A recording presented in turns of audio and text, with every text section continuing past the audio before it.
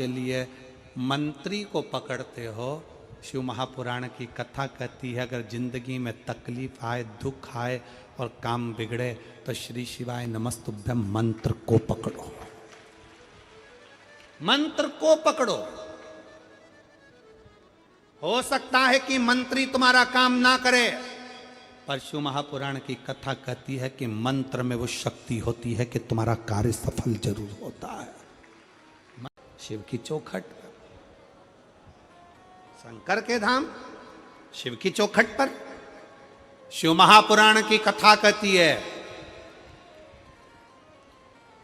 शंकर भगवान पर चढ़ा हुआ जल में इतना तेज होता है, शिव जी के चढ़े हुए जल में इतना तेज होता है, इतना तेज होता है कि साधारण पानी पीने के बाद वो पानी निकल जाता है, पर शंकर का चढ़ाया हुआ जल जब हम आचमन करते हैं तो शिवलिंग का जो तेज हमारे शरीर के अंदर जाता है वो 41 दिन तक शरीर के अंदर वो जल बना ही रहता है, वो तेज पुंज बना रहता है, शरीर के अंदर वो तेज बना रहता है। और शरीर के अंदर जो तेज बना रहता है वो तेज हमें कहीं ना कहीं शक्ति प्रदान करता है, शक्ति, वो हमें शक्ति प्रदान करता है। शिव महापुराण में, अथर्ववेद में और शिव महापुराण के अंतर्गत कुछ पौधों का वर्णन आता है। शिव महापुराण में भी 4 तरह का तिलक का वर्णन आता है कि वो कौन कौन सी सामग्री है जिसका तिलक लगाकर जाया जाए तो उससे क्या फल की प्राप्ति हो सकती है। उसको सुनेंगे, कल की कथा में स्मरण करेंगे, अगर याद रहा और स्मरण में आ गया तो उसको बांचेंगे, उसका स्मरण करेंगे। 4 तरह का तिलक हमें कौन कौन सा फल प्रदान कर सकता, मात्र तिलक। और तिलक क्यों? क्योंकि अभी आपको कथा में कहा कि कर्ज और फर्ज मस्तक पर होता है, इसलिए आशीर्वाद कहाँ दिया जाता है? बोलो, आशीर्वाद कहाँ देते हैं? हाथ को, पांव को नहीं, पीठ को नहीं, आशीर्वाद मस्तक पर दिया जाता है। तिलक कहाँ लगाया जाता है? जम के बोलो, मस्तक पर। इस मस्तक पर बड़ी महत्वता इसके, इसकी बोल्डता बड़ी प्रबल है। इसको साधना और इसको ले जाना शिव के दरवाजे पर, शंकर की चौखट पर प्रणाम करा देना, ये बड़ा बड़ा विचित्र है। इसके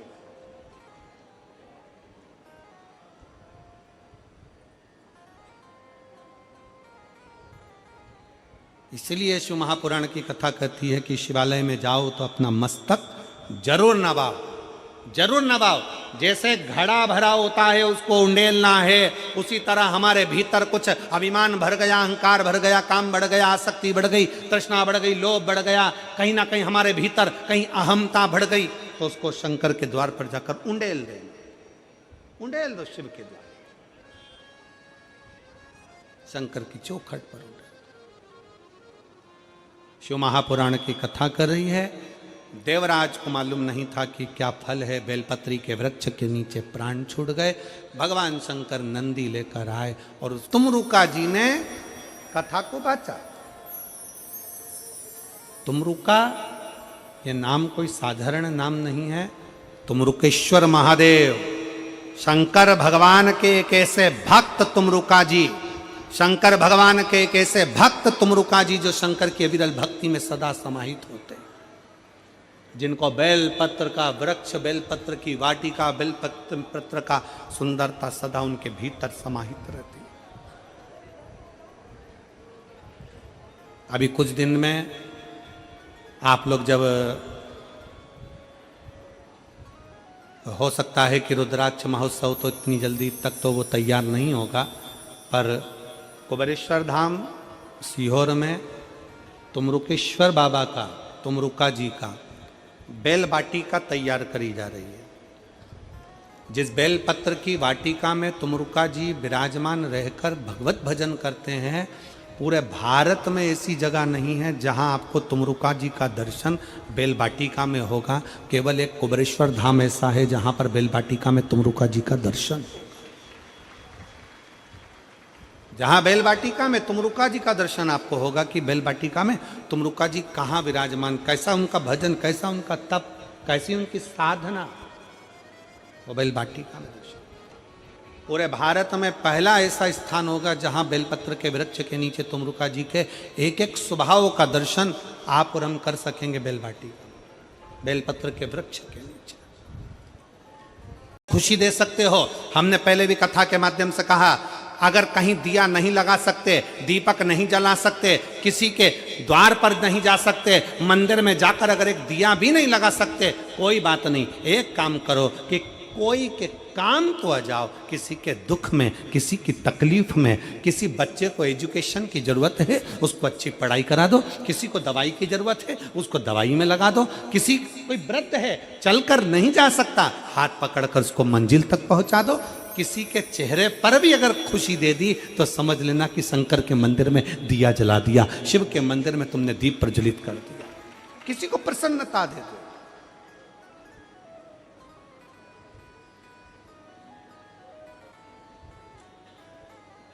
सेवा करने में कहीं ना कहीं फल हमारे को ही प्राप्त होता है।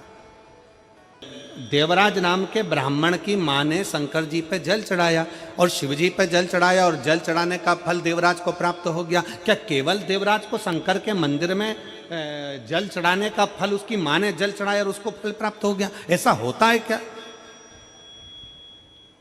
ऐसा हो सकता है क्या?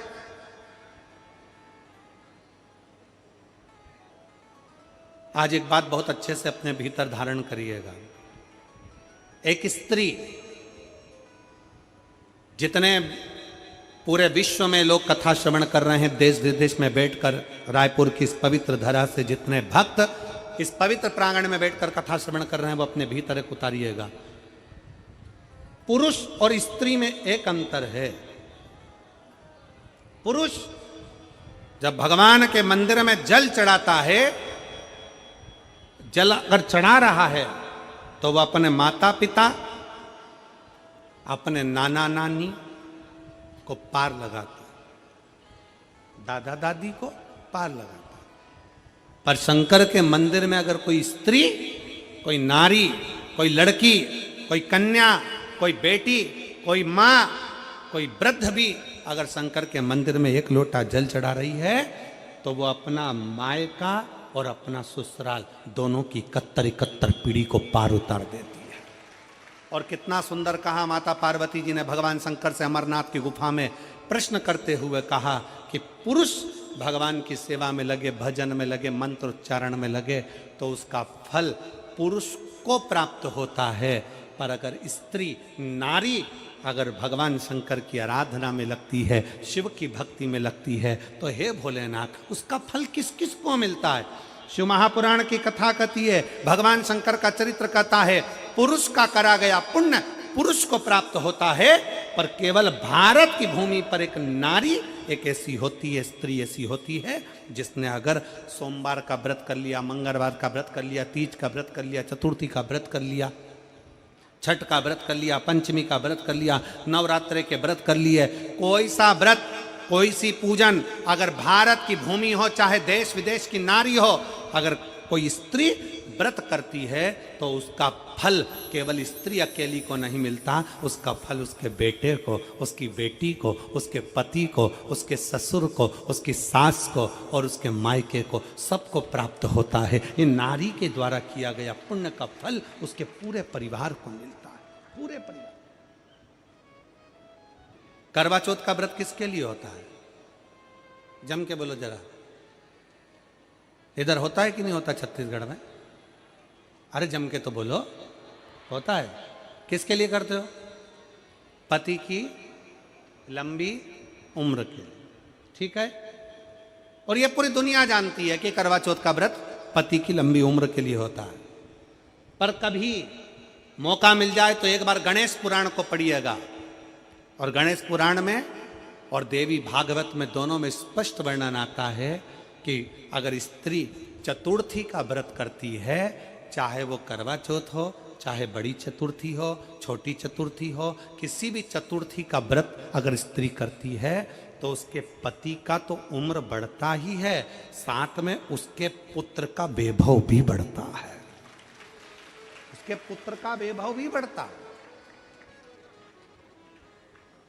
उसकी संतान का सुख भी बढ़ता है।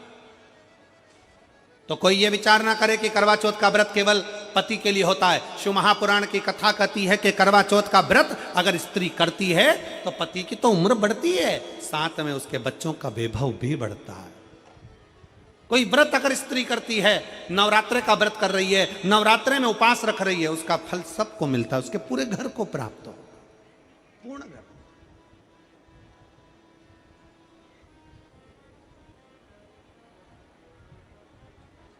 शिव तत्व, शंकर की अविरल भक्ति, शिव की उपासना, जैसा हमारे साथ हुआ, कभी कभी आपके साथ भी हुआ होगा। कई बार पहले हम जब टू व्हीलर गाड़ी से जाते, तो टू व्हीलर गाड़ी से जाते जाते बहुत तेज पानी आने लगता तो क्या करें, तो फिर कहीं पेड़ की छांव देखते जिसके नीचे आए तो हमें मालूम ही नहीं रहता कि इस पेड़ की छांव के नीचे कहीं शंकर का शिवलिंग है, शिवालय है, कोई छोटा सा मंदिर है। जब पेड़ की छांव में आ जाते तब देखते कि यहाँ तो शंकर जी बैठे हुए, यहाँ तो शिवलिंग है, तो उतनी देर शंकर की शरणागति में उस पेड़ की छांव में बैठ जाते। कभी कभी अगर हमारे साथ हुआ है तो आपके साथ भी हुआ होगा, बोलो जी हुआ है कभी ऐसा कि पानी आने लगा, बहुत तेज जलवृष्टि होने लगी, हवा चलने लगी और तुम टू व्हीलर से जा रहे थे, पति ने गाड़ी साइड में लगाई तो एक पेड़ की छांव में लगाई तो उसको लगा कि यहाँ रुक जाऊंगा। उसको नहीं मालूम था कि यहाँ शंकर जी का ओटला है, उसको नहीं मालूम था कि यहाँ शंकर जी का शिवलिंग है, उसको नहीं मालूम था कि यहाँ शिवालय है। उसने तो बस गाड़ी साइड में लगाई, इतने में तुमने देखा कि छोटा सा मंदिर है, पेड़ के नीचे छोटा सा ओटला है, उसके नीचे शंकर का शिवलिंग है। हुआ है कभी आप लोगों के साथ भी? अब हमको लग रहा है कि हम पानी के कारण यहाँ रुके हुए हैं, हमको लग रहा है कि हम पानी के कारण यहाँ पर ठहरे हुए हैं, पर शिव महापुराण की कथा कहती है पानी के कारण नहीं, जिस शंकर का ओटला है, शंकर का शिवलिंग है, शंकर का स्थान है, तो शिव की भक्त है। इस लगा कि मैंने अपने लिए करी, पर शंकर जी को लगा कि इसने मेरे दरवाजे पर आकर झाड़ू लगा दिए। शिव को लगा इसने मेरा द्वार, मेरा मंदिर साफ कर दिया, मेरा फर्ज है इसको कुछ दूं। क्या दूं इसको?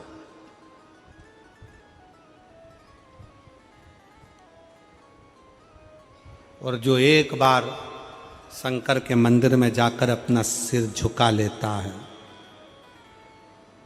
कर्ज और फर्ज दोनों इस मस्तक पे रहते हैं। क्या क्या चीज? जम के बोलो जरा। कर्ज और फर्ज। कर्ज भी मस्तक पर है और फर्ज भी मस्तक पर है।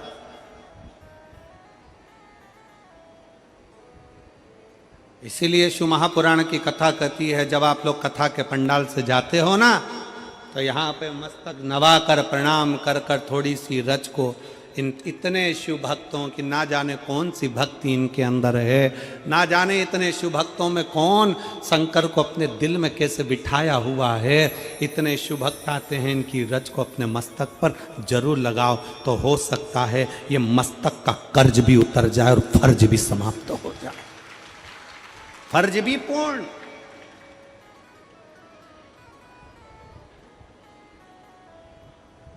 शंकर के मंदिर में जाकर जल का आचमन करते हो आप लोग? जम के बोलो जरा, करते हो? शंकर के मंदिर में जब जल का आचमन करते हो, जल अपने मस्तक पर छींटते हो, क्यों छींटते हो जल? कई लोग विरोधी कहेंगे शंकर के मंदिर का जल मत पियो, कोई कहेगा शंकर के मंदिर की बेलपत्र मत खाओ। उनको कह देना एक बार शिव महापुराण की कथा का विद्येश्वर संहिता पढ़िए और विद्येश्वर संहिता का एक एक शब्द ध्यान से पढ़िए, और अगर संस्कृत में पढ़ना ना आए तो हिंदी की गीता प्रेस गोरखपुर की शिव पुराण को लेकर आओ, उस गीता प्रेस गोरखपुर की शिव पुराण का एक एक अध्याय पढ़ो, जिसमें तुम्हें मिलेगा शंकर का चढ़ा हुआ जल, शंकर का आचमन, शंकर का जल का आचमन कर लेने से ना जाने कितने पाप नष्ट हो जाते हैं। शंकर की बेलपत्र का मात्र सिर पर स्पर्श हो जाए, मस्तक से लग जाए, नेत्र से लग जाए और जिह्वा के अंदर प्रवेश कर जाए, ना जाने कितने कितने जंजाल छूट जाते हैं। शंकर का जरा सा प्रसाद अगर कोई दे दे, उस प्रसाद का मात्र दर्शन हो जाए तो ना जाने कोटि कोटि पाप समाप्त हो जाते हैं। तो शंकर का प्रसाद खा लेने से तो पुण्य की प्राप्ति है। शिव महापुराण की कथा कहती है शंकर का जल अगर मस्तक पर चढ़ जाए तो हमारा कर्ज और हमारा फर्ज दोनों ही समाप्ति पर चल जाता है, दोनों ही विराम पर चले जाते हैं। कर्ज भी पूर्ण होता है, फर्ज भी पूर्ण होता है। और अगर कर्ज पूर्ण गया ही नहीं, कभी नहीं गया।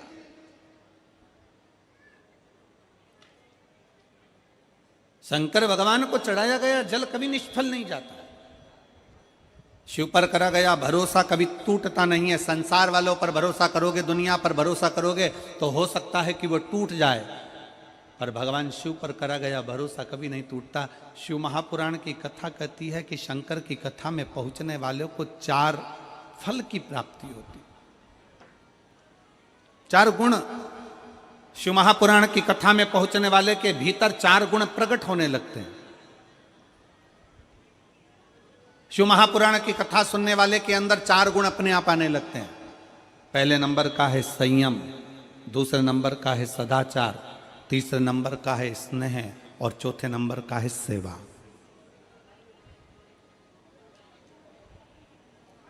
शिव की कथा श्रवण करने वाले के भीतर ये 4 गुण अपने आप आने लगते हैं। पहले नंबर का संयम,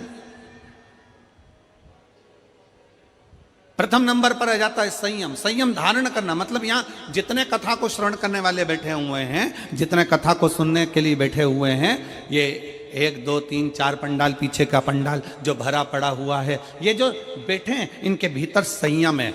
जल भी उतना ग्रहण करते हैं जितना लेना है, भोजन उतना ग्रहण करते हैं जितना लेना है, पानी उतना पिएंगे कि कहीं बार बार जाना ना पड़ जाए, कहीं वॉशरूम की ओर जाना ना पड़ जाए, कहीं बाहर जाना ना पड़ जाए, इसलिए जल भी उतना पिएंगे। कितना संयम, सुबह 8 बजे से 7 बजे से 9 बजे से जगह संभाल कर बैठते हैं, तब जाकर दोपहर में 2 बजे से 5 बजे तक कथा श्रवण कर पाते हैं। एक जैसा एक आसन लगाकर एक जैसा बैठना ये बड़ी कठिन बात है। लोग कहते हैं कि वो संत हैं, साधु हैं, सन्यासी हैं, तपस्वी हैं, साधक हैं, उपासक हैं। शिव महापुराण की कथा कहती है कि शंकर की कथा सुनने वाला किसी साधु और सन्यासी से कम नहीं होता, उसका संयम बड़ा प्रबल होता।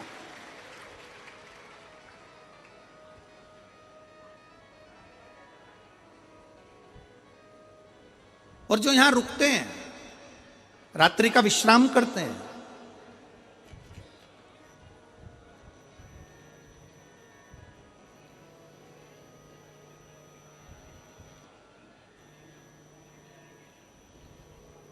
कहते हैं कि गुरुजी पंडाल में रहकर रात्रि विश्राम का फल क्या है।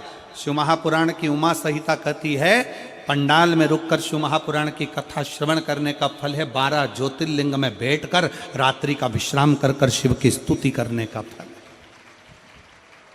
शिव की स्तुति करने।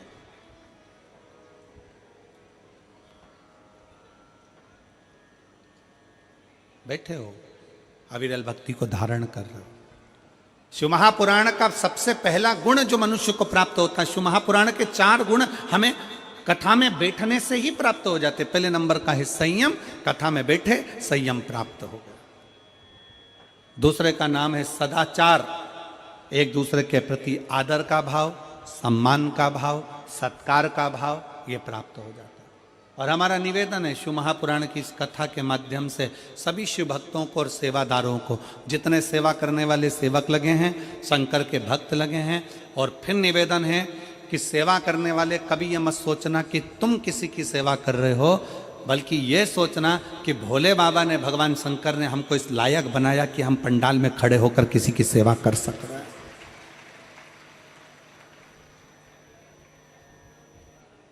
बल्कि भगवान को धन्यवाद देना कि हमको इस लायक बनाया कि हमको सेवा करने का मौका मिला है। ये आपकी दया है। और मेरी जीजियों से भी निवेदन है, जितनी मेरी जीजियां यहाँ बैठी हैं, जितने मेरे जीजा यहाँ बैठे हैं, उनसे भी निवेदन। और तीसरे नंबर पर है स्नेह। शिव महापुराण की कथा कहती है कि भगवान शंकर की कथा तीसरा गुण देती है सबको प्रेम करना, सबको स्नेह करना, सबको स्नेह के माध्यम से रिझाना। स्नेह करो। और आप सब देखेंगे भगवान शंकर की इस कथा के माध्यम से आप लोग अपने स्मरण में लेंगे स्नेहता। जो रात्रि को रुकने वाले होते हैं, जो रात्रि को विश्राम करने वाले होते हैं, जो शंकर के भक्त होते हैं, शिव के मंदिर में जाने वाले होते हैं, एक लोटा जल चढ़ाने वाले होते हैं, शंकर की स्तुति करने वाले होते हैं, उनमें आपस में इतना स्नेह हो जाता है, इतना प्रेम बढ़ जाता है, इतना प्रेम बढ़ जाता है कि वो प्रतिदिन शंकर के मंदिर में बैठकर भगवान शंकर का मंत्र का स्मरण करते रहते हैं। श्री आपका संयम, दूसरा गुण है आपका सदाचार, और तीसरा गुण है आपका स्नेह प्रेम, और चौथे नंबर का गुण है सेवा। शिव महापुराण की कथा कहती है कि सेवा का भाव अपने आप जागृत हो जाता है, अपने आप। कौन कौन है जो शंकर जी के मंदिर में एक लोटा जल चढ़ाते हो? जरा हाथ उठाओ, जरा सब चढ़ाते हो? रख लो रख लो, बहुत बढ़िया, शिव कृपा बनी रहे आप पर। जय जोहार।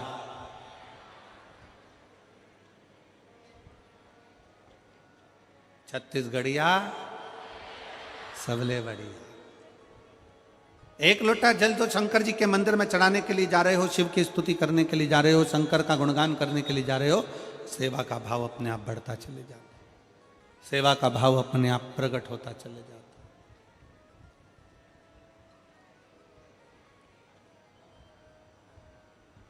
सेवा का भाव अपने आप अंदर प्रकट होने लगता है, अपने आप।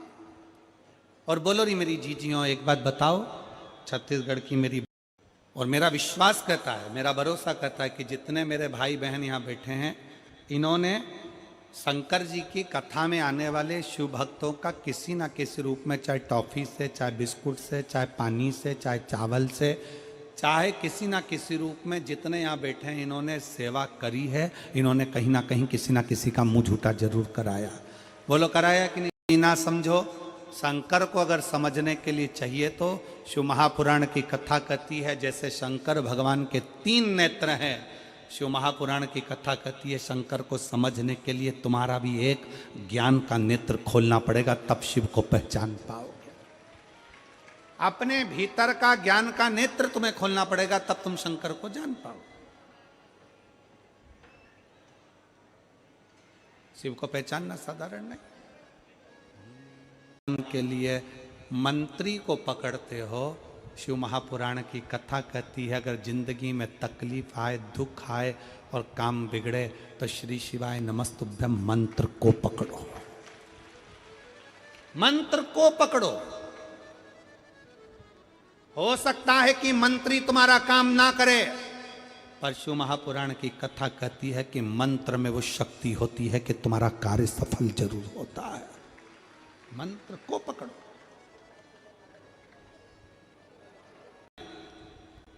मंत्री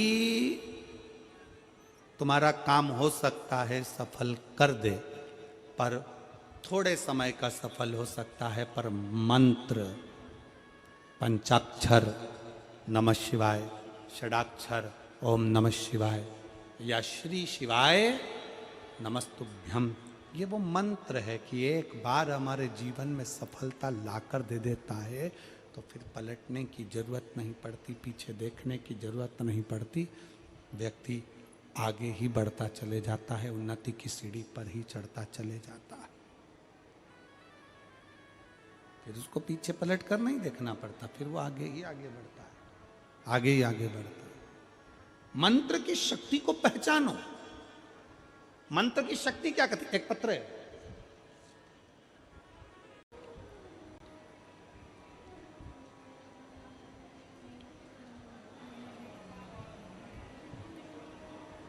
अभी अपन ने कथा के प्रारंभ में एक दीप प्रज्वलन किया। माननीय सांसद महोदय अग्रवाल जी दीप प्रज्वलन करें, माननीय संत शिरोमणि राजीलोचन जी महाराज जी दीप प्रज्वलन करें, और भी रायपुर छत्तीसगढ़ के विद्वत ब्राह्मण जन, यजमान परिवार श्री कमल देवांगन जी आदि का दीप प्रज्वलन करें। केवल एक दिए में दीप जलाने के लिए दीप प्रज्वलन नहीं होता। शिव महापुराण की कथा कहती है दीप प्रज्वलन का सबसे बड़ा कर्म है कि अपने भीतर के मंदिर में परमात्मा की भक्ति का दीप जलाना और उस भक्ति के दीप से संसार में प्रकाश फैला।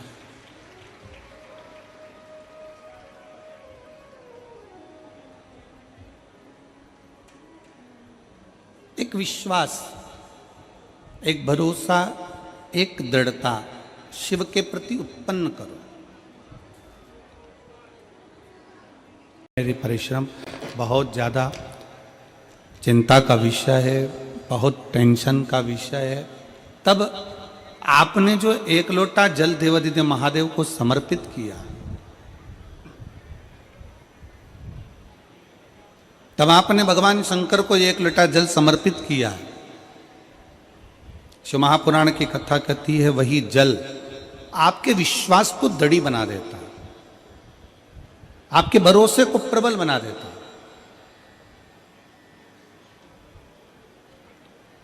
जैसे देवराज नाम के ब्राह्मण की माताजी ने अपने कार्यकाल में, अपने समय में भगवान शंकर को एक लोटा जल समर्पित करा।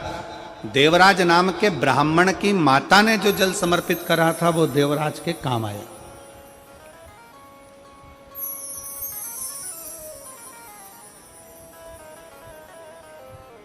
और कमल देवांगन जी आपसे एक बात कहेंगे कि वाला है, तुम्हारे प्राण छूटने वाले हैं और तुम इतना मुस्कुरा क्यों रही हो, इतना हंस क्यों रही हो? पत्नी बोली मैं जानती हूं तुम मेरे पति हो, तुम मुझे मार नहीं सकते। पत्नी कहती है मैं जानती हूं कि तुम मेरे पति हो, तुम मुझे मार नहीं सकते। पति ने सुना और पति ने तुरंत अपनी पत्नी से कहा कि जितना भरोसा तुझे अपने पति पर है कि वो तुझे मार नहीं सकता, उतना भरोसा मुझे मेरे कुबेरेश्वर महादेव पर है, वो मुझे डूबने नहीं दे सकता। उतना भरोसा मुझे मेरे महादेव पर, उतना भरोसा मेरे शंकर पर, उतना भरोसा मेरे देवादिदेव महादेव पर है कि वो मुझे डूबने नहीं दे सकता। एक पत्नी का विश्वास जितना पति पर होता है, एक पत्नी का भरोसा जितना पति पर होता है, उतना भरोसा एक संसार के मनुष्य का परमात्मा पर होना चाहिए। कथा श्रवण करने आए हुए शिव भक्त, कथा को सुनने बैठे हुए शिव भक्त अपने भीतर वो विश्वास प्रकट करें कि शंकर है हमारे साथ, शिव हमारे साथ में, शंकर हमारे साथ में। वो कहते हैं ना, हम तो बाबा के भरोसे, जिनको आता है वो साथ में बोला करो, हम तो बाबा के भरोसे। कहते हैं मेरे राम आपके चरणों का राज्य मुझे मिल गया, इससे बढ़कर सुख और दुनिया का कोई सुख नहीं।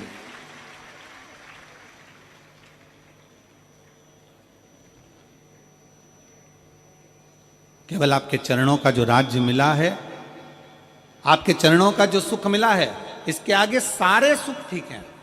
और यही शिव महापुराण की कथा में नंदीश्वर भगवान शंकर से कहते हैं। इसी शिव महापुराण की कथा के अंतर्गत नंदी भगवान शंकर से विनय करते हैं। नंदी भगवान शंकर से कहते हैं कि हे प्रभु, जिस भक्त के हृदय में, जिस भक्त के दिल में, जिस भक्त की चित्तवृत्ति में आपके दर्शन का भाव प्रकट हो जाए, आपके चरणों की सेवा प्राप्त हो जाए, आपके मंदिर में एक लोटा जल समर्पित होने लगे, आपके चरणों की स्तुति होने लगे, तो भगवान नंदीश्वर कहते हैं समझ लेना प्रभु कि उसके जीवन में कहीं ना कहीं का राज्य स्थापित हो गया, इसलिए वो आपकी भक्ति में लगा हुआ, उसको कहीं ना कहीं का राज्य स्थापित हो गया, इसलिए वो भक्ति में रमा। और मैंने तेरे